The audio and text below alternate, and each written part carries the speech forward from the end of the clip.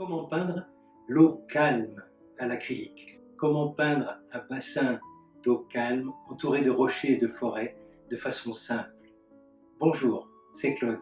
Aujourd'hui, nous sommes au bord d'un grand bassin entouré de gros rochers et de végétation également, ce qui va nous donner des reflets très intenses et pour compliquer le tout, quelques personnages. Alors comment faire pour peindre cette eau calme avec tous ces reflets dans les tons plutôt verts en raison de la végétation? Alors encore une fois, beaucoup de choses à gérer, ça peut rebuter pas mal d'entre nous, n'est-ce pas? Et pourtant, il suffit de commencer et d'avoir une stratégie pour ça. La stratégie, c'est de simplifier le fond avec des touches larges et audacieuses et d'accentuer les détails sur les personnages et sur les reflets dans l'eau. Et pour ça, le fond noir va encore une fois nous aider. Vous ne croyez pas? Démonstration. Allons-y. J'ai commencé par faire un dessin préliminaire avec un marqueur acrylique et sur un petit panneau de contreplaqué préalablement recouvert d'une peinture bleue très intense, très foncée. Et vous voyez, je commence directement par l'étendue d'eau en essayant de garder des couleurs assez foncées puisqu'elles serviront de base pour mettre ensuite les reflets plus clairs. Mais avec des variations dans les couleurs et dans les tons. Vous voyez, je commence par un bleu sur le côté gauche qui devient un peu plus vert sur le côté droit.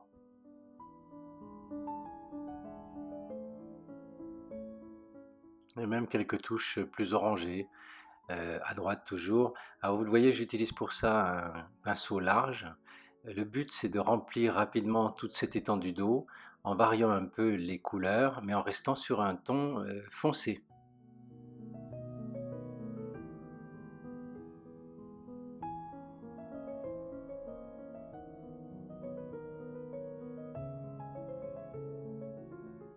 Je contourne les rochers soigneusement.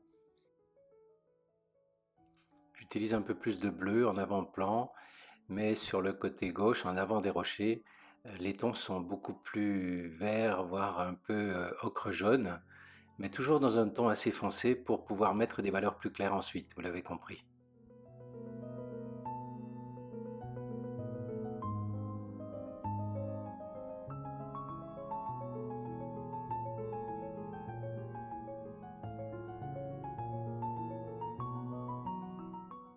Je commence à peindre la paroi rocheuse en arrière avec d'abord toute la végétation qui la recouvre et encore une fois avec des tons verts très foncés qui seront éclaircis dans un deuxième temps.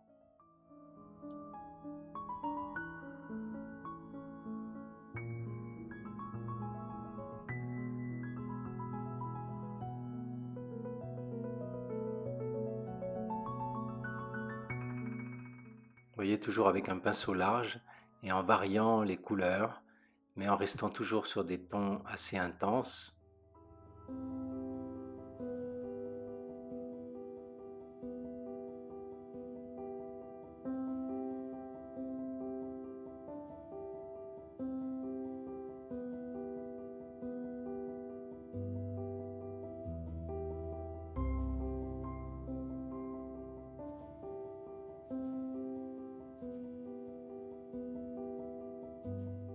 Je continue maintenant avec un vert un peu plus léger, un peu plus clair, sur certaines zones de cette paroi végétale.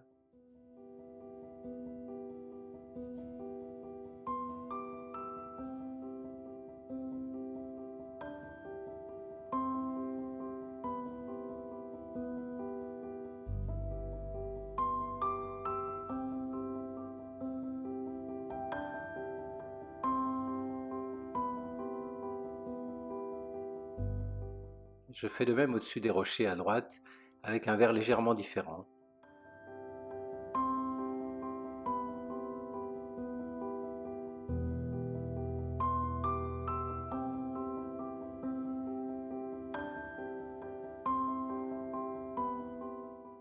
Puis je pose les zones de lumière, avec un pinceau un peu plus fin, vous le voyez, avec des traits un peu fractionnés, un peu irréguliers, dans des tons plus jaunâtres.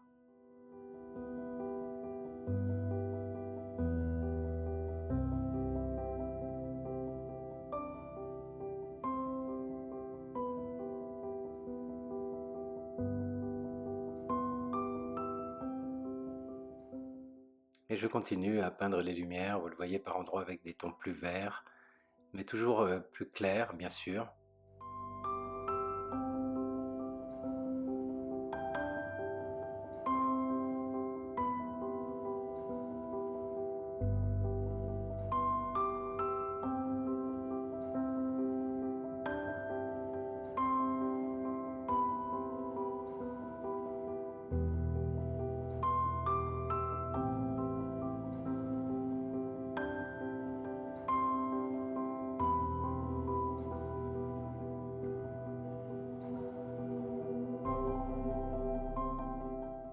Et à gauche commence la rencontre avec la paroi rocheuse sans végétation. Et j'utilise des tons plus clairs, bleu, bleu grisé.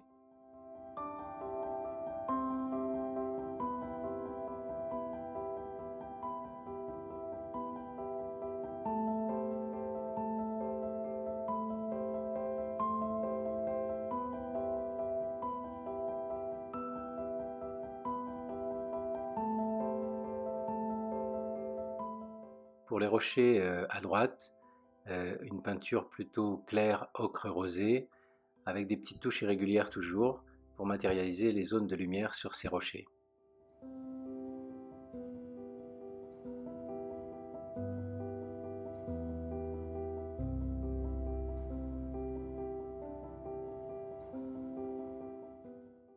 Et maintenant des couleurs un peu plus foncées, un peu plus orangées.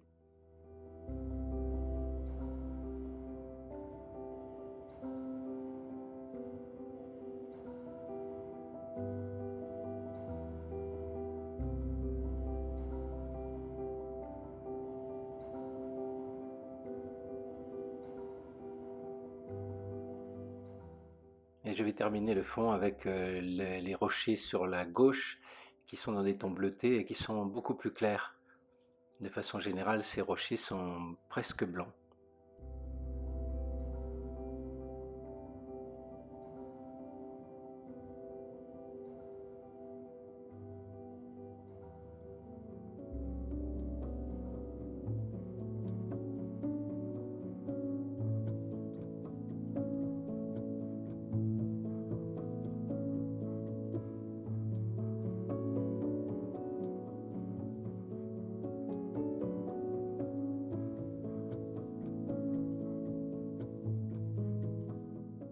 Je poursuis encore avec les rochers du plan moyen, avec des tons clairs aussi, des rochers qui sont vraiment peu colorés.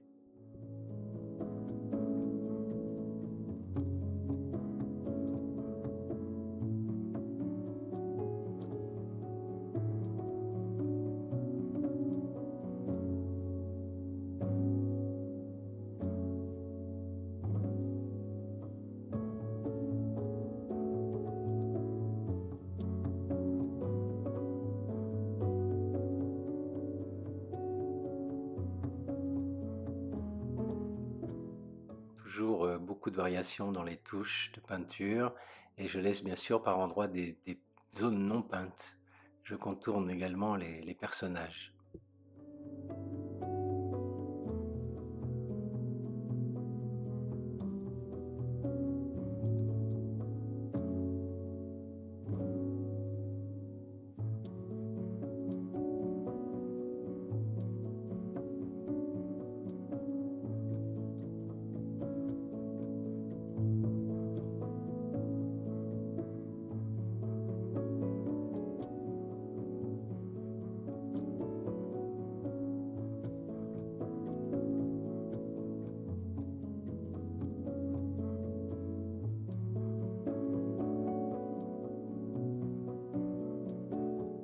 Même façon de faire pour les rochers d'avant-plan au pied du petit garçon.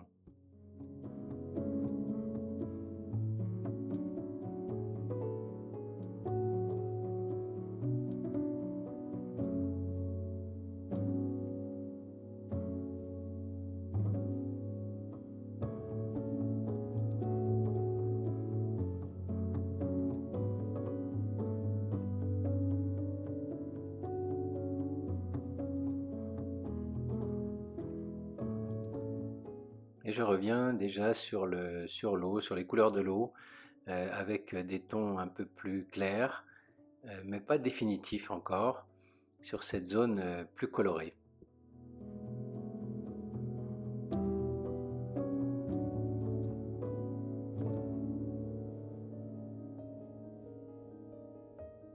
Et quelques tons foncés, rougeâtres sur les parties les plus ombrées des rochers.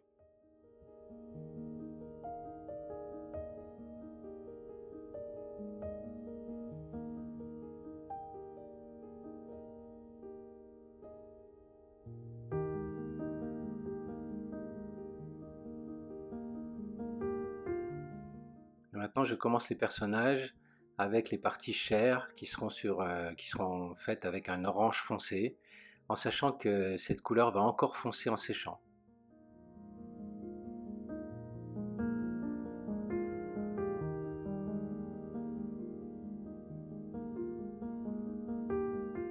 Et je continue à peindre ces couleurs chairs sur les trois personnages.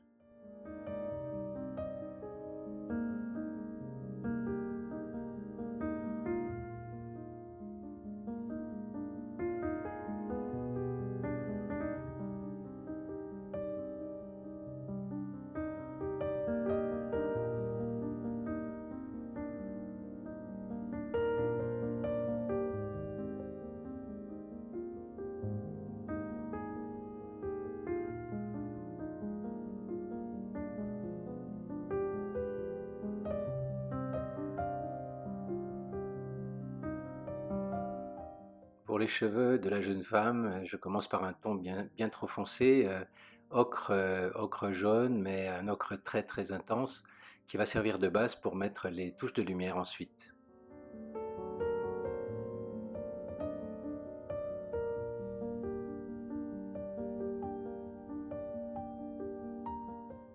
Et je pose maintenant tout de suite les zones de lumière avec un ocre rosé très clair, qui va tout de suite donner une autre dimension à ces personnages.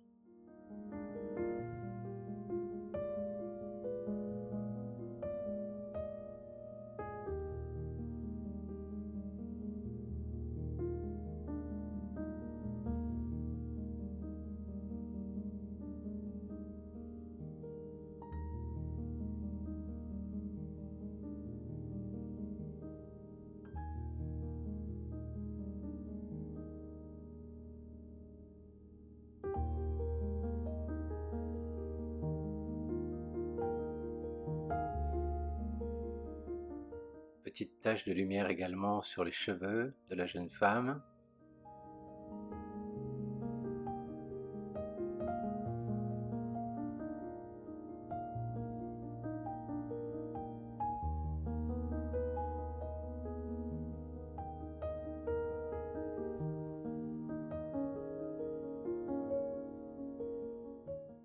Et quelques détails rapides comme les lunettes de soleil.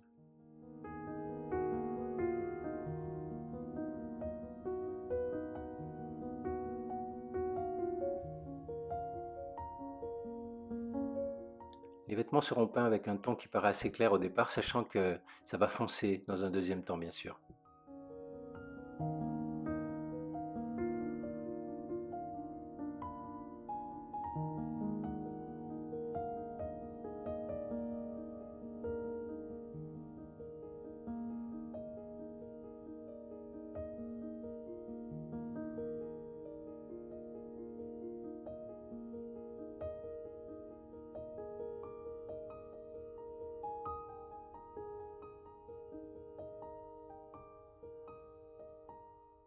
Voilà, je procède de même pour le petit personnage en avant-plan avec les zones de lumière, puis les zones plus colorées du visage qui est beaucoup plus à l'ombre pour lui.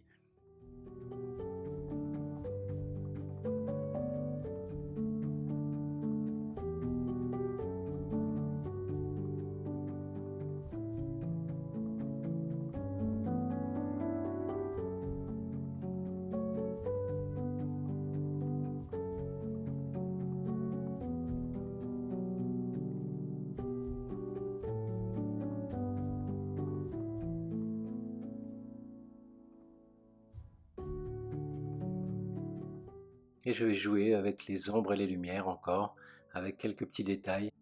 Il nous faut rendre cet éclairage violent avec le soleil au zénith qui donne des ombres très intenses et des couleurs très sombres dans les ombres avec des lumières très, très claires, voire presque blanches sur les zones au soleil.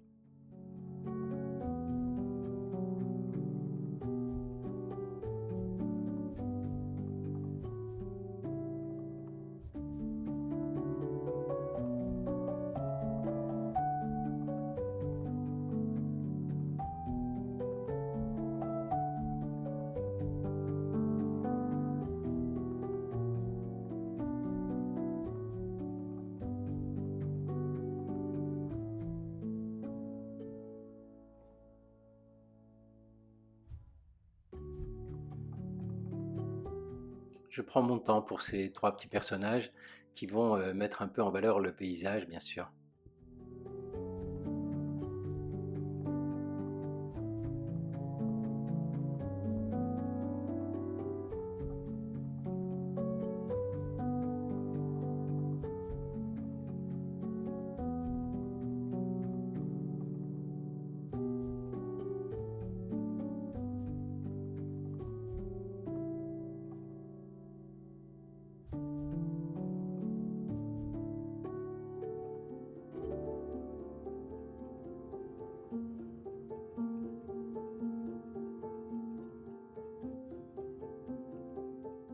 J'intensifie un peu les couleurs sur certaines zones.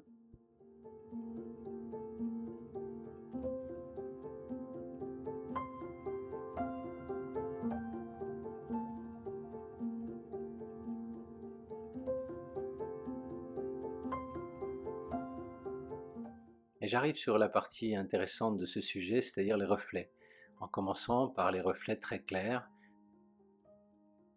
Alors toujours le pinceau large, avec des touches plutôt horizontales. Voilà, sur la gauche, les couleurs sont un peu plus bleutées, un peu moins claires, et je vais remplir progressivement toute cette zone avec ces reflets.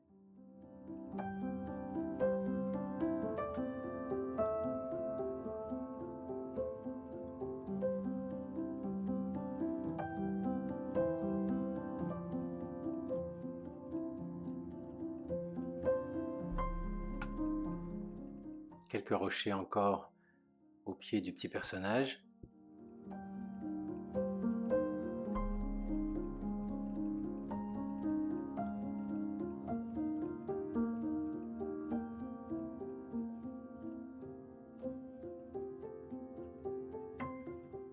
Puis des reflets plus bleutés, plus violacés, voire un peu rosés, face à l'amas de rochers en arrière.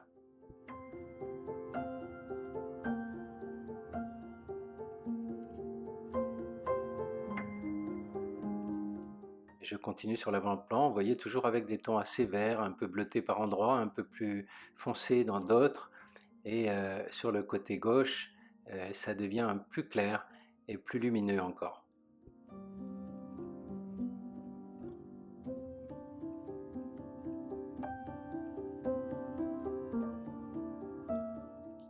Là, avec un petit pinceau, je pose quelques reflets rosés qui correspondent aux reflets des personnages. Vous voyez, des petites touches très irrégulières.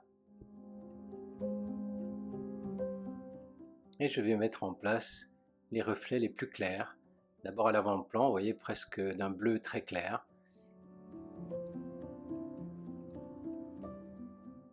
Je complète avec des reflets plus fins, avec un bleu plus intense, et voir un jaune orangé sur le côté gauche. Donc vous avez vu, j'ai commencé les reflets avec un gros pinceau, je termine avec un plus petit, puisque les zones de lumière maintenant sont plus fines, et c'est celles qu'on va rajouter en dernier, bien sûr. Vous voyez, j'intensifie un peu les couleurs claires, notamment les verts ici, puis les bleus.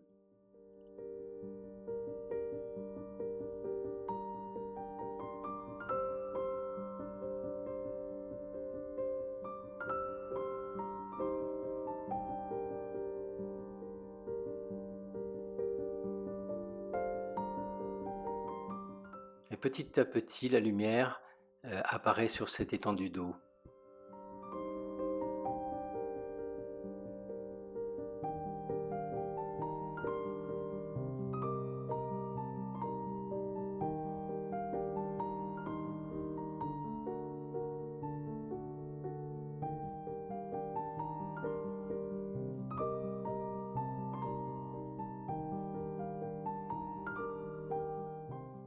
Petite touche de lumière, presque en pointillé, vous le voyez, très très discret, mais très très clair, qui vont vraiment matérialiser les reflets.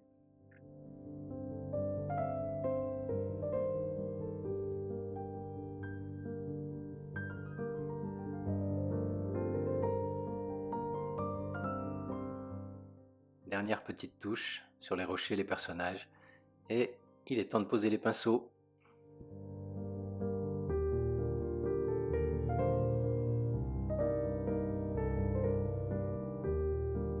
Ça y est, vous le voyez, pas de grosse difficulté pour peindre ce petit paysage avec de l'eau calme et de nombreux reflets, des rochers, de la végétation, des personnages. Tout y était pour compliquer la tâche. Et c'est vrai, il faut être économe dans les touches, ne pas essayer de tout reproduire. Alors vous le voyez, on peint avec des grosses touches, donc plutôt dans un style impressionniste. Mais encore une fois, ça ne peut pas plaire à tout le monde, mais ça reste une excellente base pour commencer la peinture. Ensuite, à chacun d'entre nous, d'entre vous, de vous orienter vers un style plus ou moins impressionniste ou plus ou moins réaliste. En tout cas, j'espère que cette vidéo vous donnera des idées et vous incitera à peindre de l'eau calme avec des reflets. N'oubliez pas de vous abonner et d'activer la petite cloche en dessous pour ne pas rater les prochaines vidéos, j'en publie plus d'1 par semaine. Et si vous avez des commentaires, j'y répondrai avec plaisir. Et comme je le dis toujours maintenant, à vous de jouer, à vos pinceaux. Bye bye.